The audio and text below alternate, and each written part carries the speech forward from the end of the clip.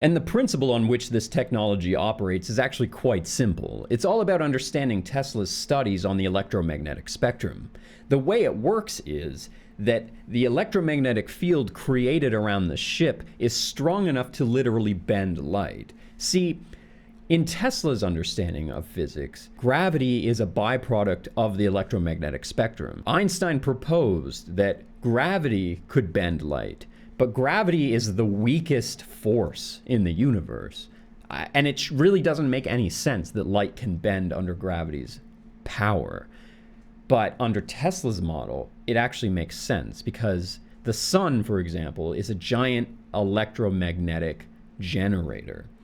And to prove Einstein's theory of relativity, that light could bend around large objects, large gravitational objects like the sun, for example, what they did is they waited until there was a solar eclipse, and they used telescopes on several locations around the globe to monitor where certain stars were situated on the outside of the sun. And they noticed that some of the stars were a little bit further away from the sun than they should have been. Stars that were behind the sun were visible.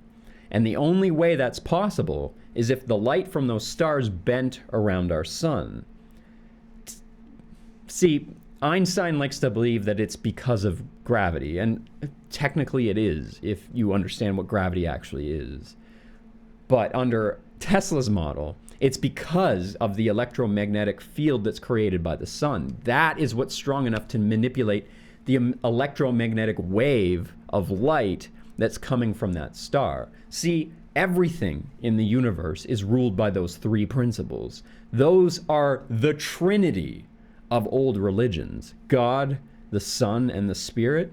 That's actually light, electricity, and magnetism. Once you deep dive into Tesla's whole understanding of the rotating electromagnetic field, then you actually start to understand how the whole universe works. That is the principle on which the entire universe is ruled. And ancient man knew this. That's why we have UFOs. They were not created by aliens on faraway planets. UFOs are ancient human technology. That's where they all come from.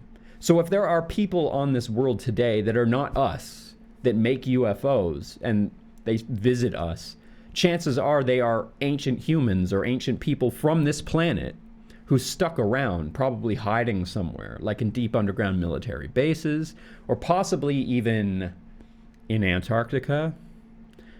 And these people somehow decided to interact with us again.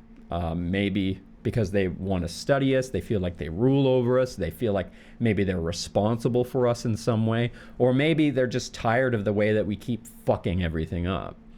For example, why they do cattle mutilations is because we've polluted this planet, and they have to check the cattle because that is one of the main sources of our food, and how we consume cow, and how cow, essentially whether or not it's healthy, is one of the more important aspects to our greater diet.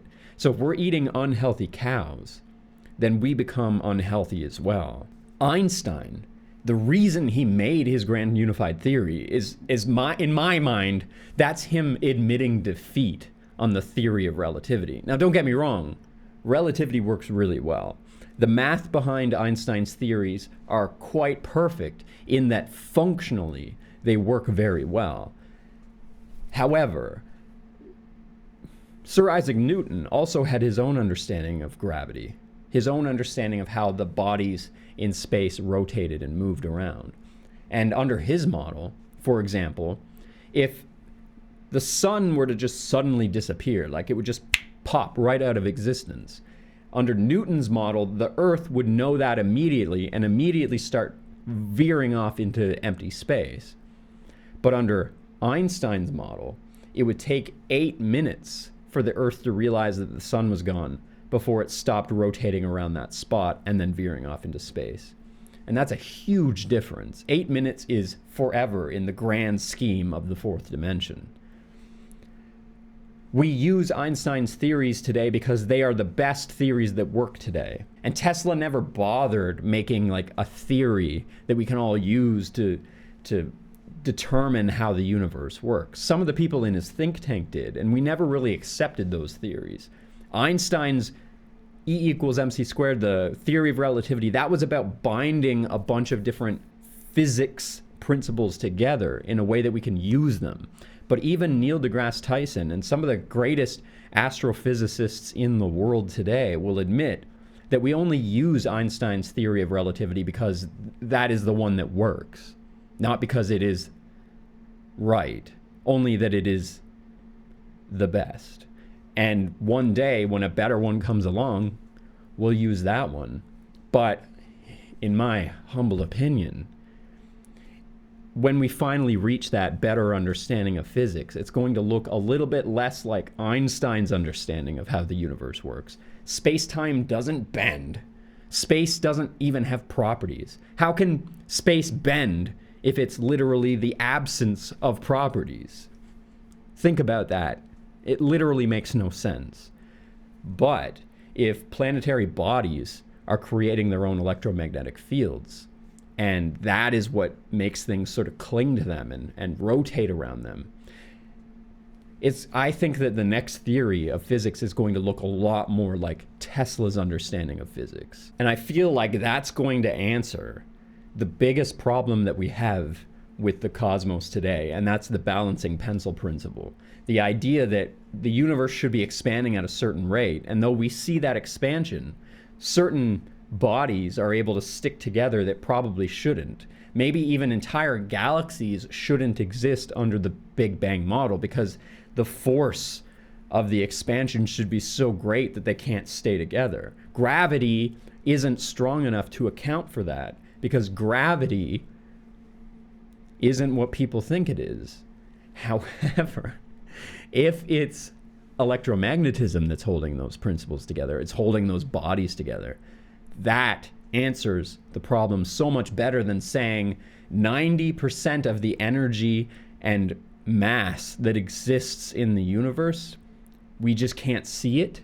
We can only see 10% of everything that exists, and 90% of it is intangible. We can't touch it. We can't see it. It doesn't reflect or absorb light, but it still has gravity. Why does everybody just accept that? That, in and of itself, sounds like another huge admission of defeat, that the theory of relativity just simply doesn't work.